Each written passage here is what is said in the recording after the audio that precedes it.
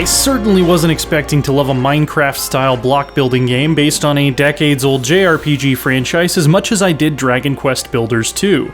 Even though the combat is a bit weak and the controls can be frustrating at times, it manages to be both a great construction game and an engrossing, full-fledged RPG with tons of memorable areas and characters.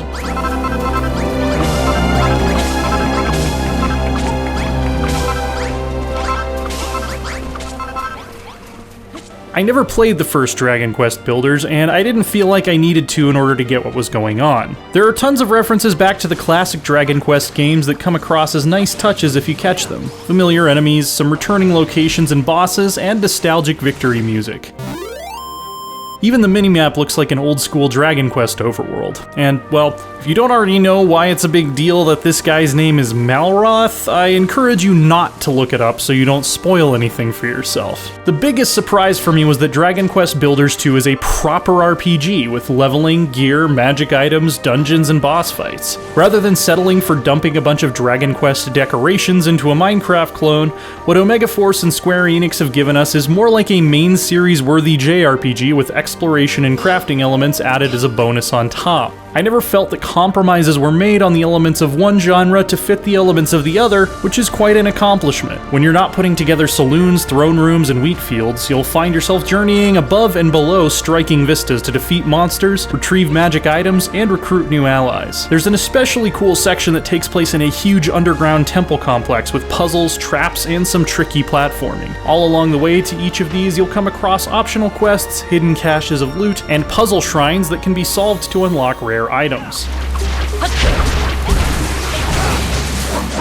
The one fairly weak aspect is combat, and it's unfortunate that such an important pillar is crumbling when so much else works so well. It's a real-time hack-and-slash system that lacks a block, dodge, or even a strafe button. On easier enemies, I just wailed on them toe-to-toe usually and absorbed any of their hits that came my way. Bigger bosses with special attacks that you can't afford to take on the nose can only be avoided by sprinting forward past them and running around in clumsy circles until their animation finishes. Your character's main special attack takes so long to charge up that it actually does less damage per second than just button mashing, so I almost never used it. Some of the boss fights do have fun, unique mechanics, and there are some very cool field battles where you fight dozens of monsters alongside a personal army of NPCs. Those were entertaining in a chaotic, I don't even really know what's going on, but this is pretty cool kind of way. Overall, combat is not completely unenjoyable, but I never really felt my skills were being tested in an interesting way. Luckily, the construction and exploration pillars go a long way toward making up for this. While it can be nice to be dropped into a game like Minecraft to build whatever you can think of with no restrictions, Dragon Quest Builders 2 encourages you to take fallow fields, a dried up mining town, or a ruined city,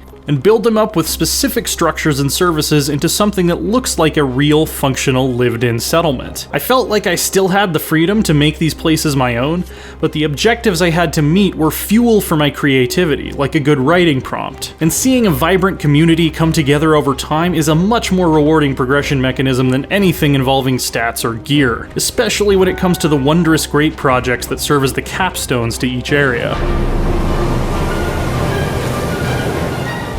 The overall story and dialogue are fairly simplistic and at times seem geared toward a very young audience to their detriment, but it gets pretty exciting with some dramatic crescendos and sizzling intrigue toward the end. The three main islands you visit build toward this, and each has a very unique look, personality, and backstory to sink your teeth into. From the blighted grasslands of Furrow Field to the parched Old West-inspired Crumble Dun, you'll find a variety of challenges, new and charming NPCs to join your growing throng, and tons of varied, dramatic landscapes to explore. Each one feels lovingly crafted, and put together, they make up one of my favorite RPG worlds to explore in quite a while. I did wish that exploration were a bit less fiddly, though. The controls on PS4, even aside from the frustrating combat I mentioned earlier, just don't feel particularly intuitive or well thought out.